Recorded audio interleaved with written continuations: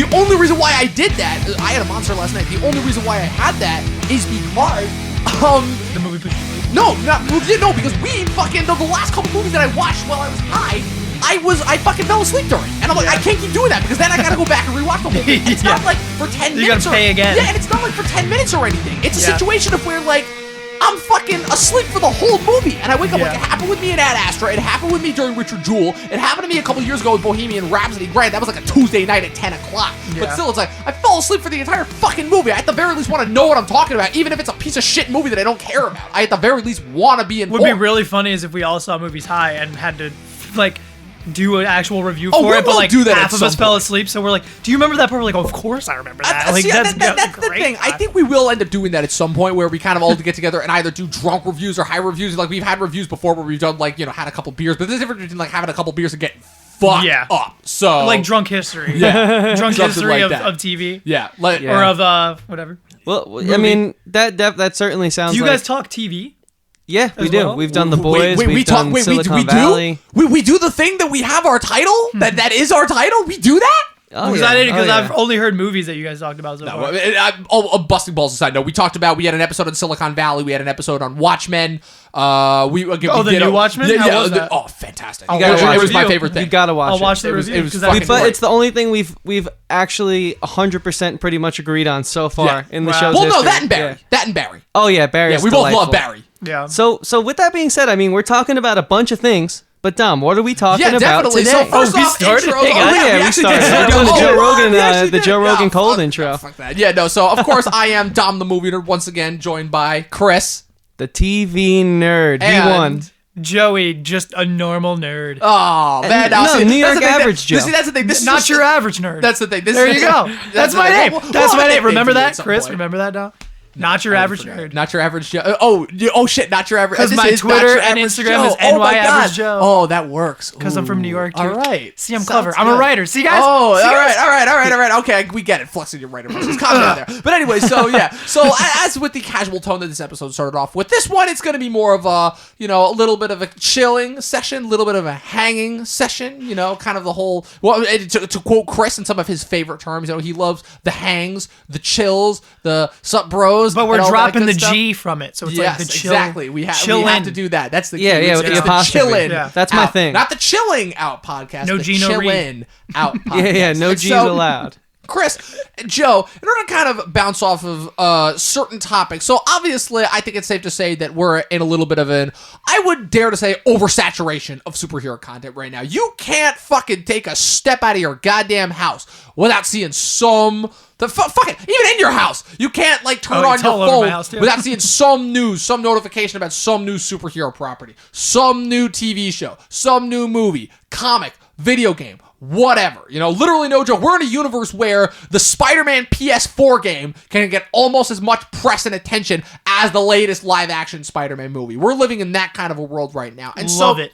Nerds are with taking that over. being said, yeah, it's great. Nerds are taking over the planet and the pop culture status and everything. But what the effect that has on movies aside. So what I kind of wanted the focus of this episode to be is I kind of wanted to focus on kind of what I would argue is really the thing that started it. So obviously we've had, again, this has been talked about to death on the internet about the origin of superheroes in cinema, superheroes in the movies. But I think we can all agree, Chris, obviously you've had your thoughts on these guys. Let's break it down. It's actually funny because that actually goes back to not our first episode, but our first ever recorded episode that still is, as of yet, the only Talking TV episode that was unreleased, where it was you, me, and Andrew Gomai, however the fuck you say his last name. I like saying it the wrong way. Yeah, it's more fun to say it the wrong way. So.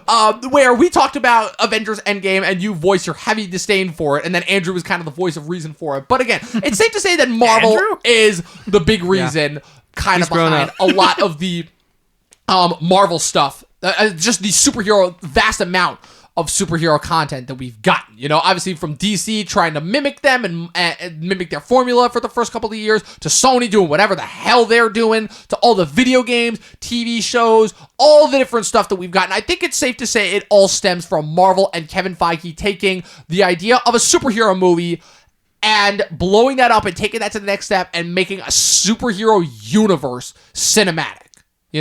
So what I kind of wanted to talk about today was kind of Obviously, again, I think it's safe to say that all of the other kind of ancillary and more niche comic brands aside, I can't really think of any of them coming to the top of head. I think it's safe to say that obviously the biggest clash between ideologies has always been this idea of Marvel versus DC. Now, it's a thing that I never... Well, that's the thing, is that I don't like putting any drama behind it, because the whole thing of... And I'm really glad, because it has, for the most part, gone away over the last couple of years. But the thing that I never really understood is just, like, why the need for enmity, you know? Like, what is it? Like, who gives a shit about which one is better, per se? You know, they're both enjoyable in their own rights. You know, they do different things. They have, you know, besides not really having different characters. Again, there's a whole joke about how every other Marvel and DC character is a ripoff of one another. But there is something to be said about the visions of Stan Lee and Jack Kirby when they started Marvel versus whoever it is that started DC. Again, it's kind of funny how you absolutely remember the guys who started Marvel, but nobody knows who the fuck started DC. Nobody knows Never that thought shit. about Couldn't that. name it if there was a gun to my head. Literally, I don't know. Like, I don't even know. I don't even know if the internet knows the answer to that question. But so literally, so Origin, obviously entitled Detective Comics. Obviously, they were kind of started off as kind of these more noir-based, darker comics, versus Marvel obviously wanted to start off with kind of these more humanistic branded things. You know, Stan Lee kind of like before his time, Alan Moore or George R.R. Martin, basically with the fantasy genre, where he basically wanted to take a look at the idea of, what if we do these more real struggles? What if a superhero had to struggle with grades? What if a superhero had to struggle with, like, paying taxes? What if a superhero struggled with depression and shit like that? And that obviously is what gave us the rich slate of Marvel characters that we've gotten. So, Chris, you've kind of talked a lot about kind of your, not enmity, but kind of the differences between what you like about Marvel versus what you like about DC. So I guess in order to kind of kick this conversation off, what is it about each of those two distinct comic brands, properties, IPs, what have you? What is it about each property that stands out to you, and what is it that you say like/dislike about each one? Well, first off, let me ask you, how much time do you got? I don't know. Look at a watch. I'm not doing anything else for the rest of the day. Well, then that's the answer I wanted to hear. So basically, all jokes aside, one thing I will say is to throw it back to the intro. Your great monologue, by the way. Oh, thank you.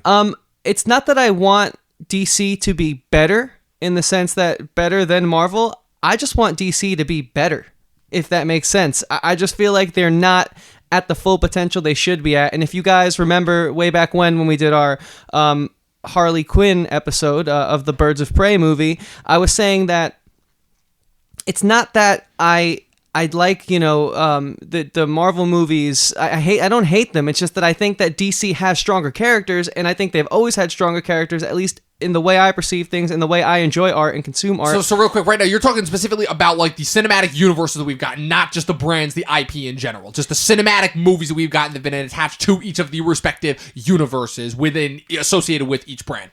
Yeah, so what I'm trying to say is that I do think that on paper, DC's characters, there is obviously way more material as they've been a company for a little while longer, and I just think that their characters could be and should be more likable than the Marvel characters. Marvel characters, to me, they're not that they're one-dimensional, but they certainly don't have as many layers as the DC characters do. I used to be an avid comic reader, and I still do read my fair share of comics, and, very much so often I would find myself putting down a new Marvel run around episode 12 or 13, issue 12 or 13, but with the DC run, I mean, I'm still reading Aquaman, and that's almost at like 80 or something. Like, I just can't put that one down. Even in the issues that aren't as strong as the really significant ones, like if you go back to issue 12 on this new run, him and Superman have this awesome confrontation, and that's still talked about by a lot of people, but like, even the lesser issues and the ones that sort of set things up have more resonance with me. So that's why it baffles me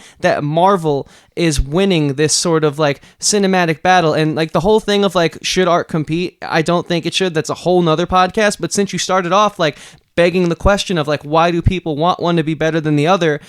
That I don't know, but what I do know is one is better than the other, and I can't understand why. Well, I guess in kind of to answer that question again, it's a twofold thing of tackling different types of IPs and how they're presented. Where obviously the idea of a comic book series versus a movie series those are two different things. Obviously with the comic book series, it's the idea of anything with having to do with a popular book series where you can kind of introduce these new characters kind of off the whim, because they are so short form, because they are so free. Like comic book, the idea of these long running comic book stories to me really is still like a recent phenomenon, because for the most part, again, I don't want to call them disposable, but for the longest time, the comic book medium was almost seen as kind of this quick short form, almost like these kind of like, for lack of a better word, in order to compare it to the modern day, kind of these YouTube videos. It's something you just watch within a few seconds that'll entertain you for that amount of time, put it down, move on to the next one. You're entertained in that moment, you forget about it, you move on. Movies are obviously a lot more different because obviously you're asking a lot more of your audience. You're asking them to not just read something quickly that'll entertain them for about 3 seconds and not actually ask them to give any thought to it. Now you're asking them to sit in a dark room for 2 hours or more, potentially, in order to watch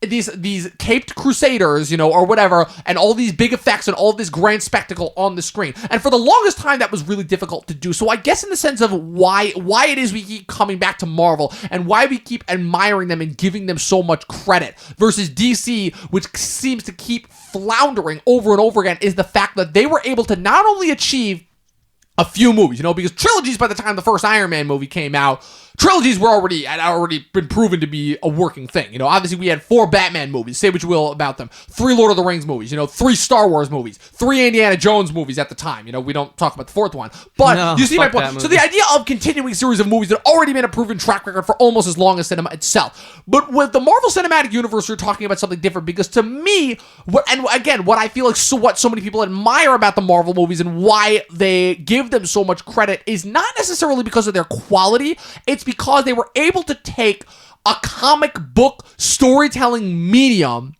and turn that into a cinematic medium, which still, again, correct me if I'm wrong, but no other studio has been able to do that in a sense. Again, you have long-running movie franchises. That wasn't anything new. We had James Bond. Again, even though not all the Batman movies were tied together, you still had Batman. You had 8 Harry Potter movies. They were still in the middle of their run by that point. But in terms of taking one long continuous comic book style story, taking all these different characters from all these different facets and kind of tying them up in one kind of continuing series, again, almost like a television series, but again, it's the idea of a comic book storytelling method being told in cinema and having it being as popular and well received by a general public, not a niche comic book audience, a general movie-going public, because movies are supposed to be for everyone.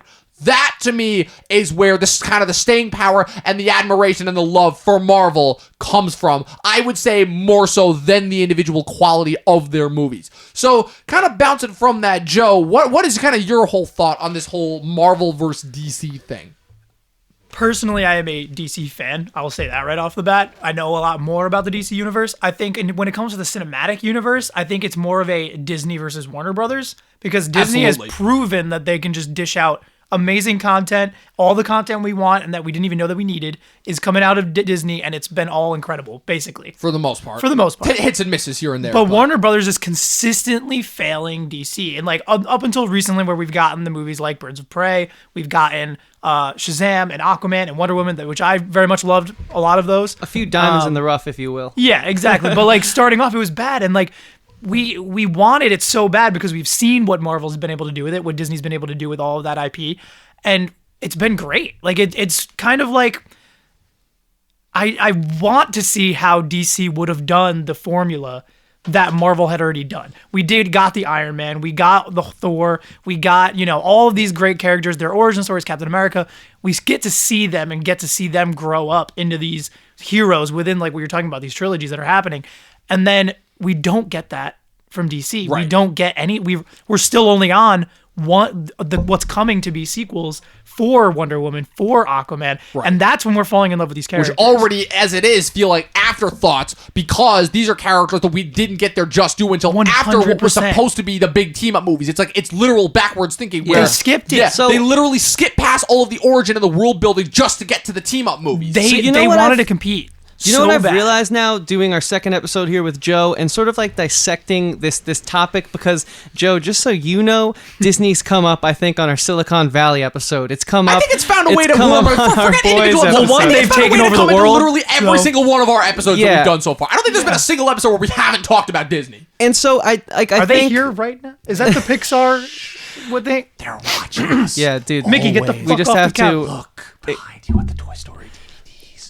But in all seriousness, from, like the how I thing know. I think I've learned really is at first I was definitely angry at something, and I think what I was upset about was the fact that I saw smart people who I know can look at a movie and see all the layers, not just go in and numb themselves and take themselves out of their bad work week. People who can dissect it and analyze it, like, you know, you and Dom and all of my friends who, like, I think I hang out with smart artistic people. And so I was always like upset, and I was like, this movie didn't work for me, but like, what do they get from it? And so then I realized in our conversations doing this podcast, now we're on like episode like whatever, we've gone for some time now. And so at first I was upset with the formula, right? That's what I'm getting at. I was mad that they had a formula because The Marvel formula you're referring to. Yes, the Okay. Marvel formula, Yeah. because and then they've also now mini Star Wars formula, like Yeah. they've, you know, the Disney trickle down formula, and I was mad at that because I don't think it's right to put art in a box, right? I try not to do that, but then I realized maybe that's not such a bad thing. Maybe it could be a good thing, and so I've kind of learned to admire the formula. I don't really like the pieces of the puzzle that Disney has to play with inside that formula. Like I've said, I think that DC is a stronger world, a stronger IP. But one thing that fascinates me is it that, and this is what I'm still fighting to figure out inside of my head, is it that the formula is so perfect that when, like you guys said, DC tried to jump the shark, right? Just get right into the Justice League, and that was miserable. Terrible mistake. Awful. And is it that the time and care that we got before we had Ant-Man and Wasp, we just had Ant-Man, and then we had the Ant-Man and Wasp, and then we saw them all on the then big we screen get- and all those. Yes. Like, is it that that's the only way it can be done, or is it that the Warner Brothers is just too concerned in like the marketing war to throw They're it back trying to to the be too first time we different. spoke? Yes. Yeah. You know, that's the part. So I think I'm not as angry at Disney. I think I kind of, in a weird way, maybe this is Stockholm from how much we've spoken about it. I'm starting to admire what they're able to do and how they're able to produce time and time again, but I don't understand Say what you will why about, I feel the, this about way. the quality, but at the very least, from a business and a marketing standpoint, you got to admire them what they do. Yeah. But in order to kind of answer your question, I feel like that's a twofold thing, specifically is. with Disney. One, it's the fact of when Marvel was doing it, again, if you're talking not like mid 2010s when everyone was in like the midst of copying them, like 2014 to 2016, when everyone was really trying to copy them, and then later on 2017 to 19, that's when DC was like really reaping the effects of what they'd done and really started to try and course correct here. But I'm talking in the early 2010s, like 2008 to 2012 and 13. It was a fact of, it wasn't just that Marvel was kind of revolutionary. It was the fact of nobody was doing what they were doing. That's the thing. Now, obviously, we have the benefit of hindsight in that we can kind of look back and see everything that's come as a result of it. But back then, 2008, nobody was doing stuff kind of like Marvel. You know, like and like but, not to like, that to level that of like point- a big budget to that sense. Yeah, like to that point, like, and Marvel has stumbled. Like there is Yeah, they Thor didn't 2, have- there they is weren't- Iron they Man weren't 3. hits all the time. So, but we don't take those as the like Incredible Hulk, death. Iron Man 2 was to Marvel. almost now is like almost critically reviled, and Thor and the first Captain America, even though those were both box office and critic successes when they came out, looking back, those still come off as like some of the weaker entries in the MCU. Like they weren't all smash hits. Like to me, if you're talking that phase 1 of Marvel, to me the only ones that were smash hits, great critically received, fantastic box office numbers, and still stood the test of time and still being great movies. The only phase 1 movies that still stand out to me are the first Iron Man and the first Avengers movie. So Yeah. then I got two things I gotta ask you guys is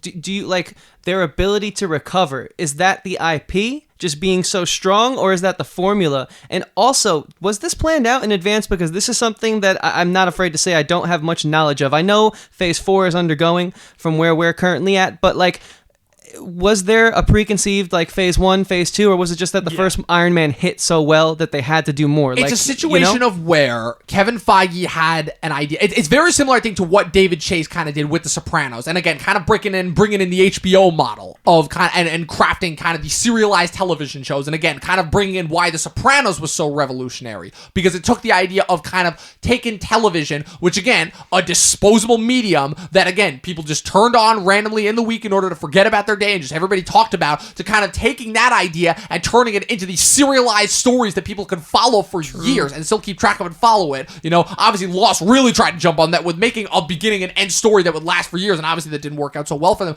But it was this idea of Kevin Feige, again, Lost was dope. he J.J. doesn't, My boy. oh my God, he doesn't have the exact idea. Like, he doesn't come up with the idea for what they're going to do in Iron Man and know exactly where it's going to end in Avengers Endgame. Obviously, you'd be a fool to think that. And again, especially considering on the Harley Quinn episode when I talked about it, literally the idea for the cinematic universe came from the studio executives, not Kevin Feige, laying out fucking toys on a table and saying to kids and test subjects, pick out which toy you think looks the coolest and which one you would want to watch a movie over. That is so let's get that out the bat. That is the origin. Again, just from a marketing, a money standpoint, that is the reason why we have the Marvel Cinematic Universe. But in order to kind of bring it back, it's a sense of, and how it all this stuff kind of connects is, it's kind of like something that you brought up, jazz, where they have the general idea, they don't exactly know how it's going to happen, but they know at some point, okay, Thanos is the big bad that we're building towards. How are we going to bring him in? Phase 1 is easy. It's literally origin story after origin story after origin story. They knew the formula there. They had that cracked. The origin formula, that had been cracked back in 78 with the first Superman movie. They knew how to do that. So they figured, hey, let's introduce all these characters, get their origins out of the way. For the most part, let's hope they don't fail, and then we'll put them together as a team. That was their first step. And so who the fuck at goddamn Warner Brothers and DC said, you know what we're doing? Justice League. Right. But so to kind of we saw it. But again, in order to kind of bounce off, but that was just the first step. And the next step is, okay, well, we can't just do another bunch of origin stories and then build up to another big team up movie. That doesn't really work. And so with Phase 2, again, Phase 2 is a situation where it's like I both admire it and I don't admire it, because some of my least favorite Marvel movies came from Phase 2 and some of my favorite Marvel movies came from Phase 2. Where Phase 2, again, they experimented out a little bit, obviously, with James Gunn with Guardians of the Galaxy, with the Russos and what they did for Captain America the Winter Soldier. I still can't believe that the Winter Soldier is not only my favorite Marvel sequel, but to me still one of the best movies that Marvel has ever done. What's it called? But also we still got Iron Man 3 and Thor: The Dark World, and that kind of, again, was a weird place for Marvel, because that was when Kevin Feige, he had a lot more power. Again, this was the guy who had just pulled off The Avengers, which up to that point was the biggest movie on the planet. Nobody else had pulled off something like that. So again, he's got a little bit more flexing power with Disney. So he's coming into problems with his boss, Ike Perlmutter, who, again, their feuds and some of the microcosms that they had,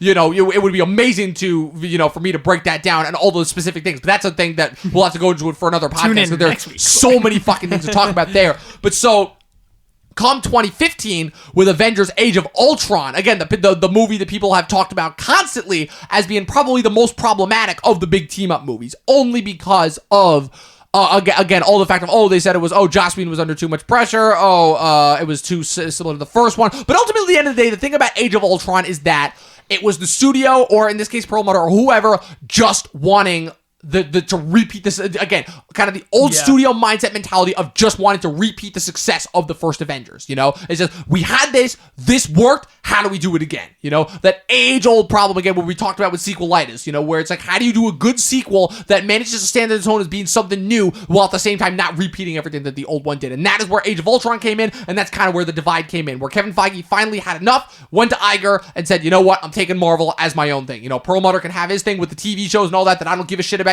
because we obviously, that was the beginning of the Netflix stuff. All that stuff was going on, but he's I don't care about any of that. I'm taking the movies and I'm going on in this one direction, Ant-Man, we had that. Again, that was kind of another origin story, but again, it's kind of the idea of building in and improving in all these new characters, because at the end of the day, we know we want all of these guys on screen, and it's purposeful for when we're going to go Thanos. But the point being is, and this is what I was talking about with my episode, when I was talking about on my top 10 with Kevin Feige, and how he's the only studio head, money guy head. We always talk about the differences in Hollywood between the money guys and the creative guys, and how they constantly come to clashes and blows. And that's a very popular, clickbaity thing to talk about now. But we forget that without those two collaborations between the creators and the producers, we don't have movies. Yep. We don't have some of the great movies that we've gotten. So the thing that I always liked about Kevin Feige is he was, again, a producer, a money guy who had a creative, artistic vision. Again, maybe not artistic, but a vision for where he wanted these characters to go, Because at the end of the day, he's I don't know what they're going to do to get there. But at the end of the day, all of these characters are going to be on screen. on that battlefield. They're going to be facing Thanos or whatever army he has, and the Infinity Stones are going to factor in somehow. Yeah, whether or not you like that arc, at least what we're getting from Marvel is thought and care. Yes, which it's thought and it's care. Which and there was none of that But it's in more DC, so. It's more like, that it's foresight. It's foresight, which again is something that at the end of the day, say what you will about DC, DC did not have. So then I want to swing this one to Joe, but I also want to know what you think, and then I obviously also want to chime in. With that being said, because that was a nice little summarization, a nice little crash course in the thought process, the history of how Marvel sort of has come to craft this formula and become obviously the superhero powerhouse at the box office.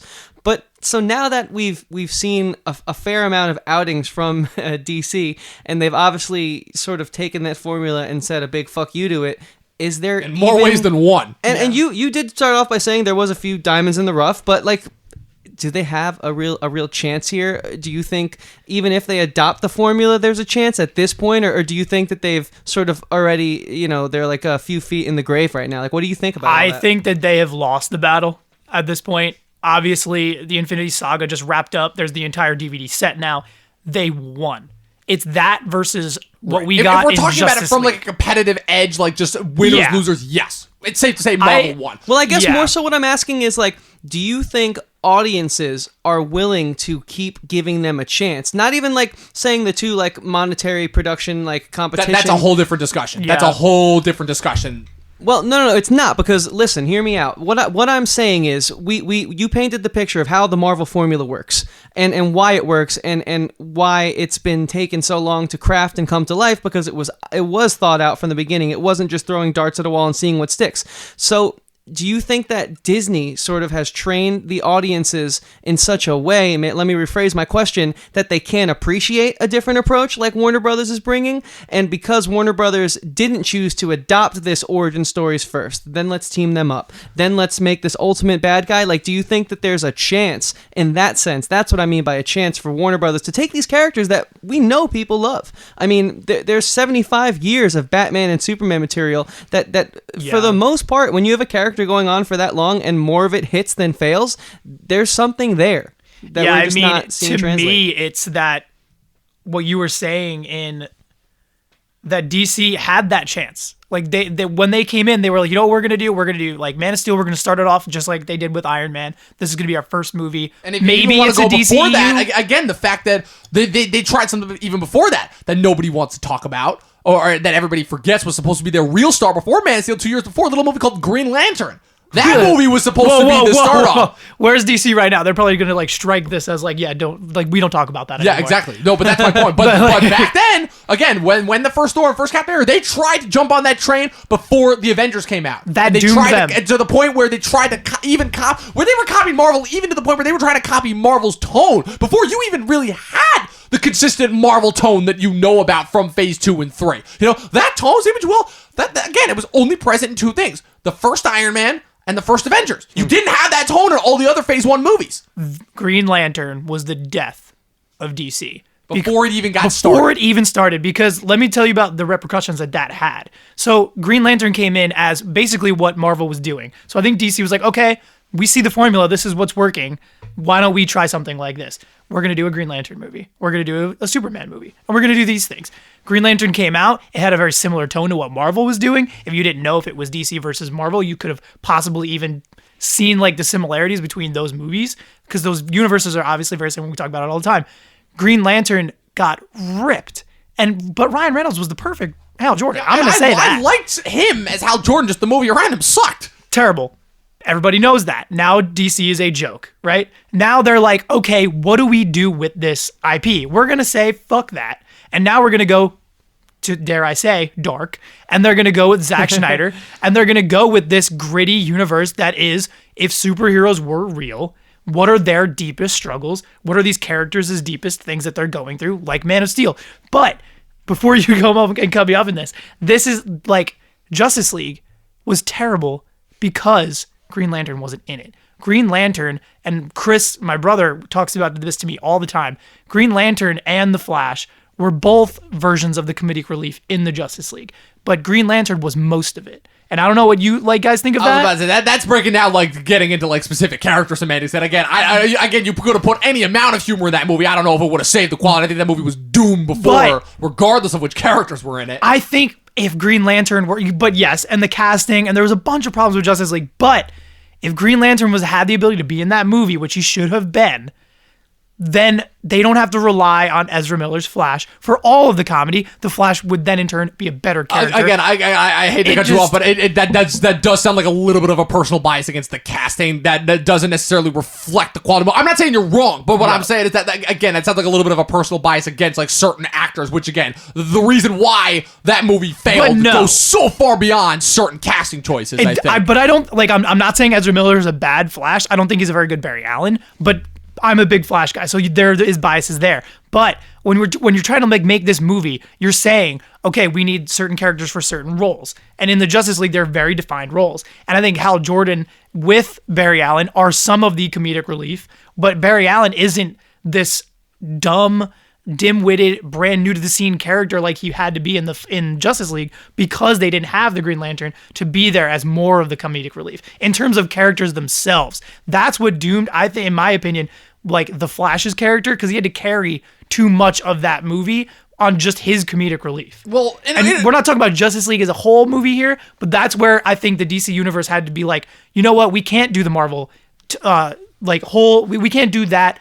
Well, what do we call it? I'm blanking on the word right now, but that formula, we can't do that formula because Marvel did it all right, and then we did Green Lantern, and it blew up. So now we got to do the dark universe, and we're going to start with Justice League, and that's where it started to me. What I think that stems from is because I see your points there.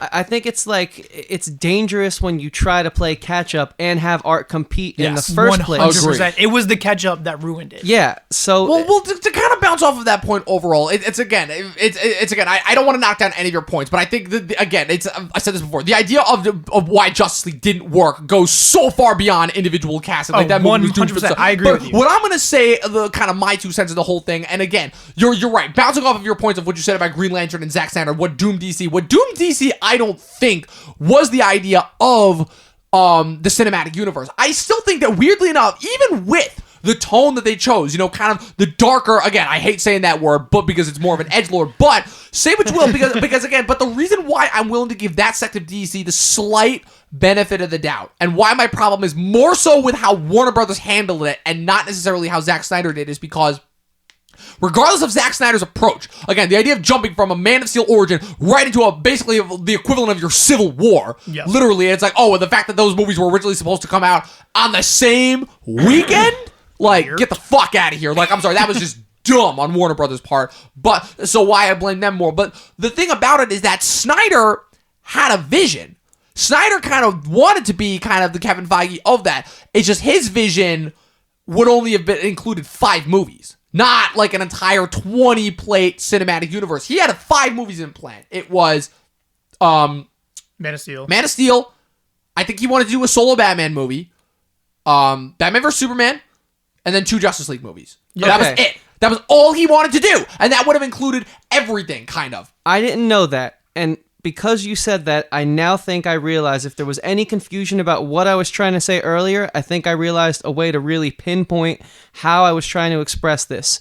Do you think that this Disney formula, has... Because that would have been probably a complete, thought-out 5-film arc. And I don't think it would have been necessarily great, but it would have been kind of a good counterbalance to what you said about the Disney formula in terms of giving us something different. Because his whole goal, regardless of what you would have gotten from those movies, subject matter-wise, consistency-wise, tonal-wise, say what you will about them, at the very least, he had an idea for something that would have been big and huge and kind of on the level of Marvel, while at the same time saying something different. Where if Marvel is supposed to be kind of about the optimistic side and kind of, again, as our professor Pat Huber has said, kind of the idea of kind of depending on superheroes to carry everything out for us, and kind of, in a way, again, I feel like the biggest theme about the Avengers, if you even want to call it a theme, is kind of restoring our faith in heroes, because the whole big thing about the one of the biggest driving forces about that first Avengers movies is the fact of everybody seems so cynical in the fact of, oh, can superheroes really save us or anything like that,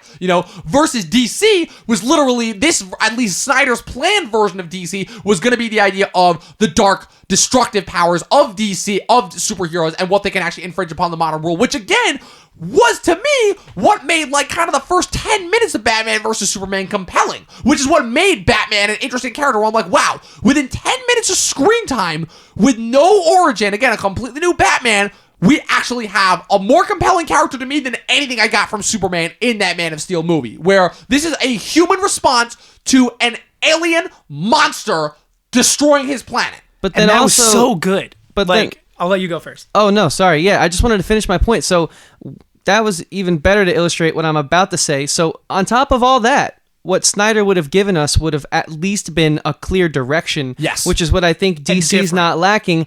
And to me, it almost I still seems... think they're lacking it, but... Yeah, right. It's what I'm saying. And to me, it almost seems like the power that Disney has gained by having such a clear vision before even putting boots to the ground. No competition also, because their competition is only seated in one thing. And let me finish. Embarrassing themselves. Let me finish. Yep. What I'm trying to say goes to that tune. In a sense, it almost seems that because they are such monsters at the box office in this field and their other big competitor is DC, it almost seems like DC was sort of bullied out of having a shorter, more complete narrative arc because they, everyone caught wind that, wow, there's phase 1, 2, 3, 4, 5. I mean, how long is this going to go? We can't just have 5 movies. We need to go forever to compete with our number one competitor. Yep. That was the problem. So the question's answered, but to me, that's wrong. Because art shouldn't be a competition. Tell the best story you can tell with the pieces you have. Yep.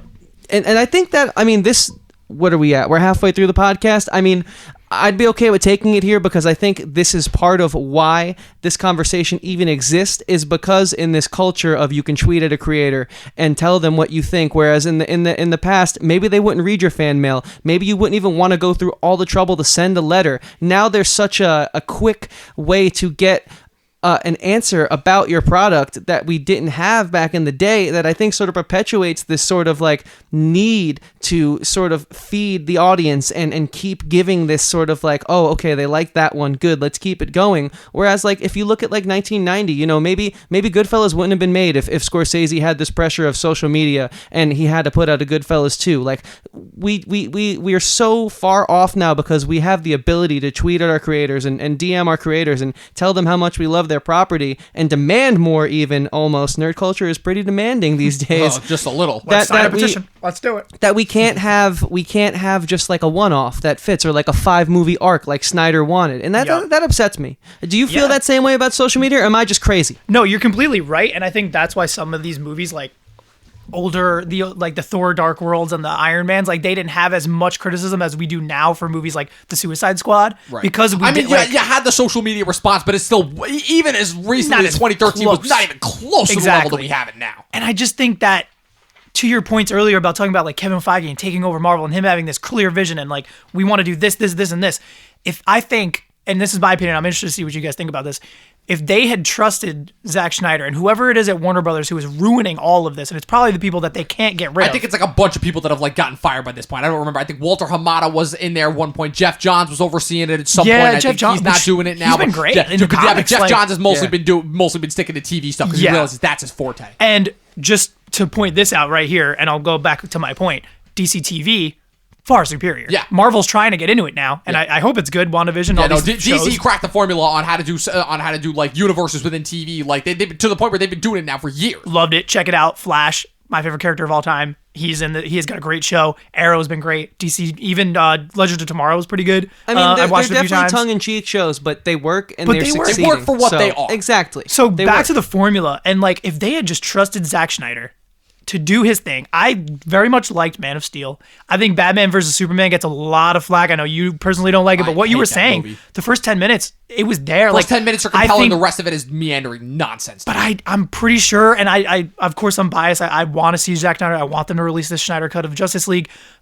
I feel like he did have this vision, and because Warner Brothers is seeing what Marvel's doing and what Disney is doing, they have 30 movies, all these crazy things that they're doing. They're like, no, we need that. So we need you to bring in the Green Lanterns. We need you to bring in all these crazy things. Where if they had just let Schneider have this 5-movie arc, you saw it. You saw the Flash come to Batman and talk about Lois is the key, and possibly even doing the Injustice timeline, which is the darkest and arguably one of the best comic book series. It's brilliant. I Of think DC. the end all be all of it when he was going to do kind of the just again kind of to get into Like real nerd side Darkseid, is what I yeah. know. Well, yeah, Darkseid was going to be a take thing it where they there. were going to do 100%. Justice League. Let's go. Well, let me tell you. So Justice League Part 1, this was the plot. So Justice League Part 1 was again kind of originally supposed to be kind of along the lines of the Justice League that you saw, only a little bit longer, a little bit more in Snyder's wheelhouse. Where again, the biggest thing about Justice League that I can say again is the fact that they brought on Joss Whedon for the reshoots. No fault against him, but again, he was stuck with an impossible task. Yeah, but 100%. you would have had like a more Snyder-esque version of that, and I think it actually ended with them. Yeah, they brought back Superman. I think like one of them got kidnapped and then they ended up going to Apocalypse. Yes, or something exactly. like that. And then I think in part 2, like, is the fight on Apocalypse. I think the whole thing is Batman ends up dying, like, in the fight with Darkseid or something like that. And then, like,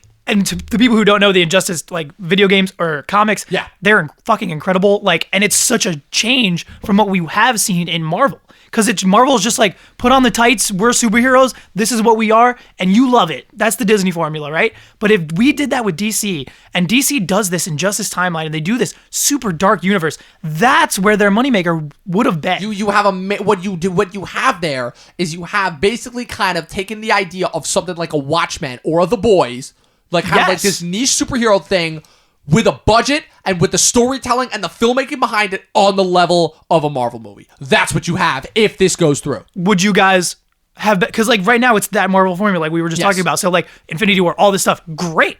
But if we had this very dark universe where Superman goes evil and kills the Joker, who he thought, like, all this stuff that I don't want to spoil Injustice Like, anymore. I don't but, know like, specifically that's what would incredible. happen, but kind of to bounce off of your point is what I think that gives us, besides obviously counter programming that actually makes a difference and isn't just kind of, Yeah. exists for us to be entertained by, and when we know what, like, it's not even going to do a scratch on the dent for Marvel. What it gives us is kind of, I don't want to say counter programming, but it gives us kind of this other perspective into kind of what superheroes are on the level of a mainstream like Marvel at a time when you can actually do something mainstream that'll be recognized by that big of an audience on that level. That's what you have versus Yeah. now, which is pretty much Marvel dominating over everything, and then with all the streaming services and all the million different ways that you can access all of your favorite streaming shows and everything.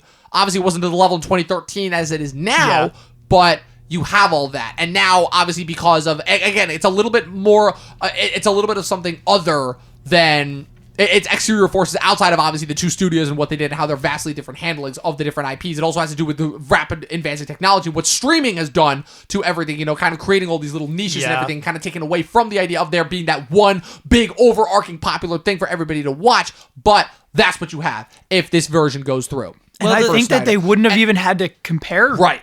And Go ahead, but to wrap up my point overall is, again, say what you will about Snyder and his problematic. I agree. I don't think Snyder's a good filmmaker. I think that he is a incredible cinematographer, and he is great at achieving a very specific aesthetic look that cannot be replicated, I think, by anybody else. I think he is a miserable storyteller. I think he has all the right ideas for what he needs That's to do true. with these superhero movies, but there's a reason why his straight adaptations of novels have always been better than his original ideas, because his idea of an original idea is superheroes moping and brooding and speaking their feelings out loud rather than actually embodying the themes that he wants to express so badly. You know Yeah. what I'll say to that, Dom? Like Joe, I think, was trying to say by bringing up Injustice and Flashpoint and all these other great storylines, because that's what I've been trying to say from the start of this episode, is that it baffles me, and I guess we've sort of cleared that up, but at the beginning of this episode, I certainly was just baffled and almost distraught because I love these characters in this universe so much, at the fact that if there's so much good material, albeit from video games, from the TV shows, from the comics, where it all stems from, why is DC failing? And so I think that's Warner Brothers, short to answer. me, Yeah. to Warner me, Brothers. to me, it's because Marvel changed the game, and everyone else sort of panicked, and that's Catch up. that's what I've learned from this episode. And you know what? Playing catch up is the number one way in art to fail. You need to find your voice, because guess what? The DC characters characters aren't as bright and shiny. They're not as polished and clean cut as the Marvel characters. Depending on the version, at the very least. I mean, you asked me, like, again, just going back to the idea of Marvel versus DC in its originality, not in its current cinematic form, but to me, the DC heroes were always brighter and shinier because the whole thing is that the Marvel heroes were supposed to be us. They were supposed to be like more of the regular, average Joe, down to earth people, versus the DC were kind of like these always, again, the seven. They were supposed to be like kind of the equivalent of the Greek gods, basically, the Greek pantheon, where it's kind of these idols that we strive to be but can never kind of reach, you know? And I guess that's where that's also why I love art and talking about this medium, because it's all interpretive. See, to me, the DC backstories and what those characters go through before you meet them, and then where you meet them and read them and watch them, it always feels more relatable and more like they've overcome something greater than like an Iron Man or Captain America, who these are all obviously compelling backstories. That's why these characters stand the test of time, and my opinion and our opinions about if they're great or not doesn't matter because they've already claimed their legacy. Yeah. But so to me, DC has always sort of had the more compelling backstory, the darker side, and I just think that, like, yeah, you know, social media is a factor in this, marketing is a factor in this, as we touched upon, big streaming services now, being a new now. currency. It all just seems like Marvel, maybe their infrastructure was sort of able to understand how to play the game in the 2010s better than other companies. And so, yeah, I think what I've learned from this conversation is that, like, these are great characters, but like to compete in 2020s going forward, like, you got to play the game, but you also have to do it your own way, because the Marvel formula, I think we're seeing it only works for them. They figured it out for them, but that's crazy to me. That is how strong the DC characters are, is that we can still talk about why we're giving them more chances. The reason why, like, their formula failed. Their Zack Snyder experiment failed, and I think, like, if that were to come true and those movies were good and they had, say, someone like Disney to run it instead of Warner Brothers, and both of them were at their pinnacles and that we weren't having a conversation of who's better, it would have been the bright universe of Marvel versus the dark universe of DC, and you can't even very much compare them at that time. So there wouldn't be as much of this, like, argument of, like, how much better is the other one, because, like,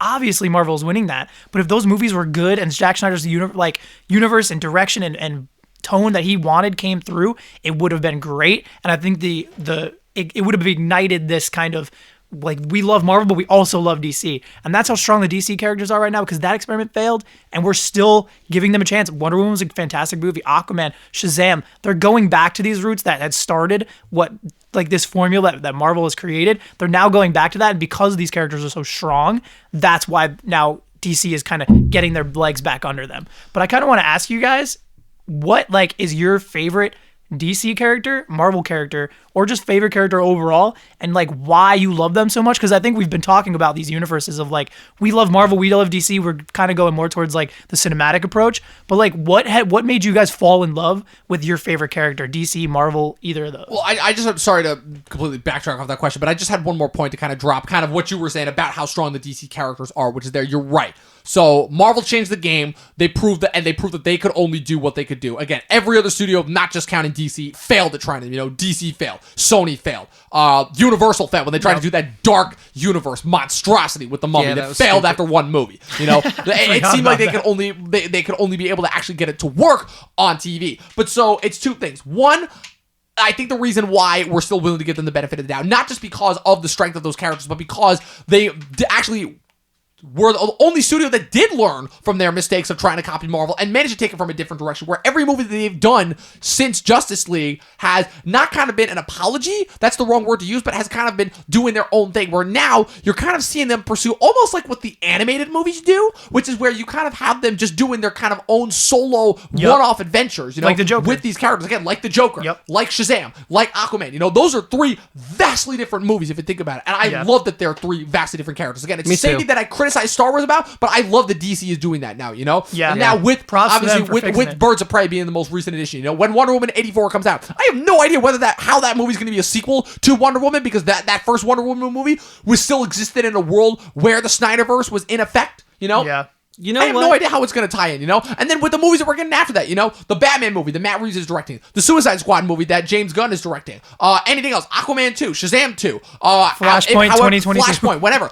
However they manage to bring back Superman into it, you know? Yeah. If they somehow manage to get Green Lantern off the ground, you know, whatever they do, they have proved that at the end of the day, just because something is a cinematic universe doesn't necessarily make that like one continuous storyline. And I think they've proved that, and I think that's the reason in why we're continuing to give them chances. Yeah, and so I think that we're sort of almost at the end of the rope here. So I think to Joe's question, I think it would be a fun way to end this episode by everyone going around and saying their favorite characters. But obviously, we all come from like a slightly different walk of life, what have you, on the topic of superheroes. But we all have different points, but they all still mean a lot to us. So even with the flaws and the faults and the triumphs and the failures that we've witnessed with this past decade of superheroes, let's also say like why that character means something to us, because I think that will help paint the picture of like why we're even having this conversation and debating it so intensely when really it's just like a small little comic thing that's like it's just fun. It's a pastime. I think if media has proved one thing today, it's that these small little comic things are worth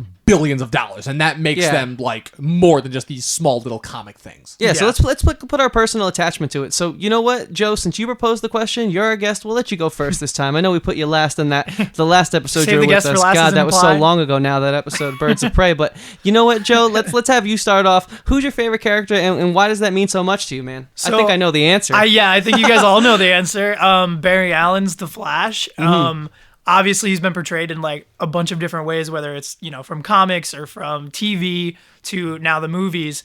My favorite storyline, like obviously for a lot of Flash fans, is going to be Flashpoint. And it's just it's the most compelling, but it's also the one that DC uses to reset a lot of things. They use the Flash to, you know, reset their universe, which they're about to do with all this stuff. We will not get back into the movies because we just love the Flash here. Barry Allen's definitely my favorite. You're forgetting the fact that the Flashpoint also kind of was the reason why we got, for the first time ever, a DC Watchmen crossover with Doomsday Clock. And that they use. Yeah. So yeah, like to your point there, the Flash is a portal to all of these things happening. If Marvel and DC ever came together, the Flash probably would have something to do with it, you know, and all these crazy crossovers that you think of that can happen. My guy, the Flash, Barry Allen's going to probably be, you know, traveling back in time to fuck something up. But like to that point, like I personally just love the Flash so much because I've always been obsessed with like speed and these kinds of things as like a fast, like little dude playing sports and all that. But just like the first comic book I ever got was the Flash. And that was where I like absolutely fell in love with the character. He's this extremely smart person when it comes to his knowledge of crime and forensics, and that's what I really, really love about the character. And he's super smart in that way, but then he is this very righteous, like very just person. And then like in the Justice League, and when you see him in all these different adaptations, he's the kind of person that will give up everything for one person or the millions, sacrifice his life like he does in many of these comics. Crisis on Infinite Earths, he literally sacrifices himself to save billions, to save the world, to save the multiverse. And he's just very, you know, he has that personality that you're infected to, that you're enthralled by. He's funny, but he's not the super comedic relief, which is like kind of some issues that I had with like the Ezra Miller version. But again, won't go into that. But just all of his stories, Reverse Flash, all the speeds that he fights, it's just so enthralling to me to watch those storylines because he has this very like really nice mindset when it comes to like his villains, and he's never like, everybody has a chance with him, you know, nobody's inherently evil to the Flash. He's always trying to make these changes in people. He's never trying to just completely stop someone or kill someone or things like that. Like he's always giving people the benefit of the doubt. And I think that's what I love so much about the Flash too, is that all of these villains that he goes through eventually become people that he can go to and confide in rather, and giving people that extra chance. And I won't go any further on that because I know you guys will probably have a lot of stories like that, but that's why the Flash is my favorite. Wally West's Flash is also amazing, but I think Barry Allen, obviously being the main one, would be my favorite Flash. And I can't wait for the Flashpoint movie. Cool, yeah. So for me, my favorite superhero, and I guess I'm also going to be in the DC corner on this one, surprise, surprise, is Aquaman. And the reason being because when I first got back into comics after, you know, I read them when I was a kid. I mean, I feel like most children that are boys do. And so when I got older, I was like, okay, like there's a buzz right now in the theaters. This is like around like 2014. You know, I was like, I go to these movies every now and then. Let me read where all this comes from. And so I was drawn to the Aquaman comic because I wanted to know why he was even in the Justice League, why he was a player on like the bigger stage of DC, because, you know, he's just the guy that talks to fish, right? And so I knew there was something more there, and god damn it, am I glad that I read that, because there is this whole world under the ocean in DC that is so mesmerizing. I love the villains. I love like the setting, the way it all looks, the design, how he is the black sheep in the Justice League, but when he comes in clutch, he comes in clutch. Like, they need him for that very small niche thing, but if he wasn't there, that mission might not have gone right. So I love how he's sort of like, even though he is one of the elite heroes in the DC universe, he's still the odd man looking out. And why does that resonate with me? I've sort of always felt that way as like an artist and a creator. I've always sort of felt like I was, you know, just as capable as my friends who I see going on to do stuff and like create things that resonates with an audience, but like it always seems like I'm getting there last, or like it takes a little longer. And so for me, like, to see this guy who's like just happy to be there and biding his time and has like his moment to shine, it taught me that like patience is very much so needed in any form of art, and this character is literally one of the most patient motherfucking characters I've ever seen. But when he gets his moment, it's big, like his most recent movie, which was a hit. So that's why I like Aquaman. I feel like he is one of the more human characters, although it's so funny to fucking say, because he lives underwater and can speak to fish, which is something that humans can't possibly do. And I know, as preposterous as that sounds, that's why it resonates with me. So I'm going with my boy Aquaman, dude. Arthur Curry, baby. I dig it. Also, I like redheads, so, you know. I dig it. We gotta bring redhead. All right, so again, kind of bringing it back again. This is probably going to shock a lot of people considering how much praise I've sung for Marvel, and I like the Marvel movies. I like them a lot, but for me, I've always been a DC guy, and I remember going back as far as I was a little kid. Again, wow, always I'm surprised by this. Oh yeah, this is going to shock you. So, I think I know what it is. The whole big thing is whenever I was in the car, I remember this very vividly, sitting in the car with my backseat with my brothers, and it would always be like, you know, who's your favorite superheroes? My youngest brother Mateo was Spider-Man, my brother Jared was Superman, and mine was Batman. I'm like, I don't know why. I don't know why. I had costumes. I don't even remember what my earliest memory of watching Batman was. I think like the earliest memory I have is like there was this, you know, my grandpa showed me the Batman 66 movie, you know, and I had fun with that, you know, but like, it was always a thing of where, I don't know why, there's just something cool about a guy who dresses up as a bat, you know, knowing nothing about the character. All I knew was his tragic origin, and that was it, you know, and all the colorful villains that he fought. And when I watched Batman Begins, that to me was, again, I don't know what it was, but that movie spoke to me, because weirdly enough, I did not read a lot of comics as a kid. Like, I read a decent amount to like be educated, but like it wasn't just a thing that I wrote. I was a novel kid from when I was a little kid, you know, like I like when everyone else was reading comics, I was reading Harry Potter. You know, I was reading Wars. That's my thing. So I was always into the idea of serialized stories long before everyone else kind of, you know, a lot of other people got into that through movies and TV. For me, it was always books. But there was something always fascinating to me about that character. You know, something a lot more tragic, a lot more, you know, again, dare I use it, dark. But it was kind of the thing that to me that the characters in fiction that I've always related the most to, and again, I don't know what this says about me, are kind of the outsiders, the guys who they're not in the mainstream. They're looked at mostly as freaks or weird and not being as accepted by everybody else. But because they've kind of got that outsider mindset,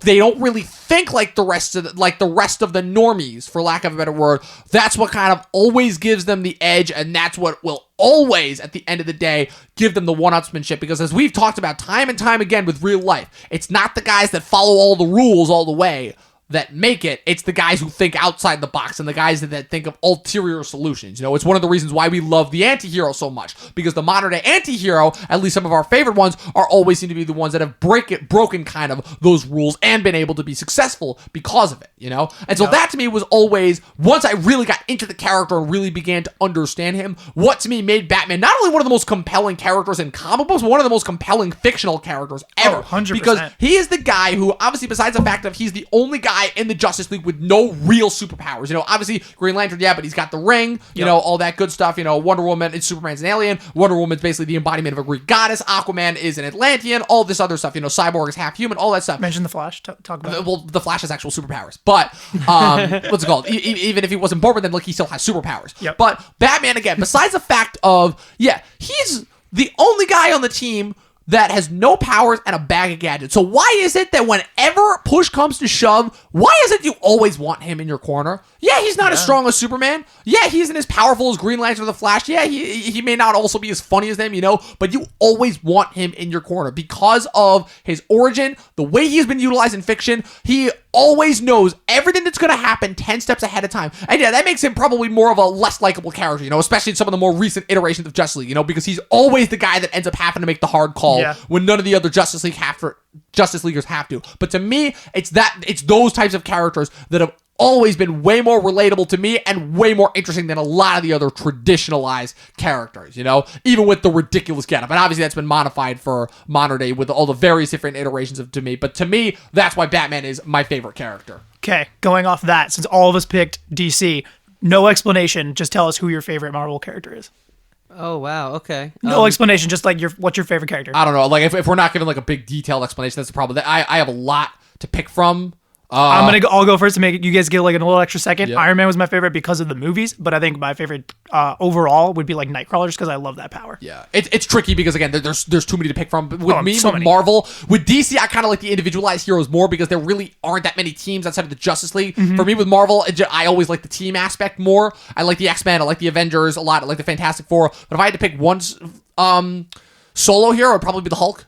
Just because the really compelling, the age-old Jekyll and Hyde formula and how they've been able to play around with that over the years. So yeah, cool. Iron Man again because of the movies. Captain America also a lot because of the movies. But yeah, cool. The Hulk. Yeah, for me, I think it was Ghost Rider because I think that everyone wishes they were that badass, and so you need to find something to like live vicariously through that sort of umbrella of like not giving a fuck, and so Ghost Rider gives me that. And nothing says that like being played by Nicolas Cage and yet another coke-fueled mid-2000s performance with a flaming skull. Yep, 100%. Yeah. That definitely informed that decision. With that being said, guys, this was different, but this was really fun. Joe, why don't you start us off and how we end this by telling people where they can find you, how they can keep up to date with all things Average Joe. Well, not your average nerd, which I'll change all my things to now. No, but it is at NYAverageJoe on both Twitter and Instagram. Come nerd out. I'm getting back into the nerdism, so let's go. Bro, let's be honest. You never left the nerdism. Oh, yes. You just took a break, man. That's okay. You took a little nerdcation. Little hiatus. Yeah, so with that being said, you can find me anywhere that matters at Christian Ivanko. I make music in my band, The Stash, spelled just how it sounds, not mustache, like a little cool, like little sort of like National Treasure stash that you find. And I had to throw another Nick Cage in there. And also I make podcasts, one of which you obviously know since you're listening to it right now. And thank you so much for that. I think we don't say thank you enough, but we really mean it. And the other one is a show called Talkin' with Andrew and Chris. It's like an interview show where we talk with guests and talk about music and life and everything in between. But the one thing both of those shows have in common is there is no G. We yanked the G right out of there.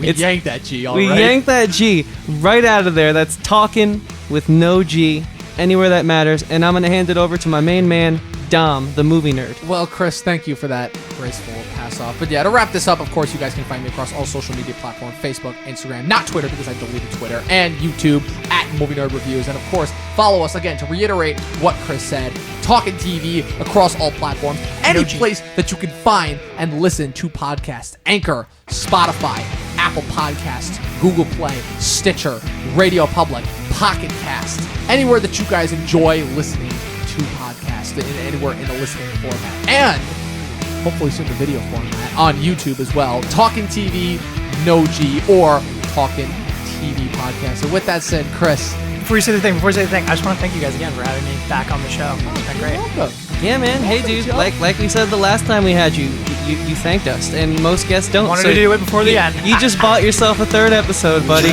The trilogy. The trilogy. Gotta continue. All right. And with that being said, guys, watch more fucking movies. We out.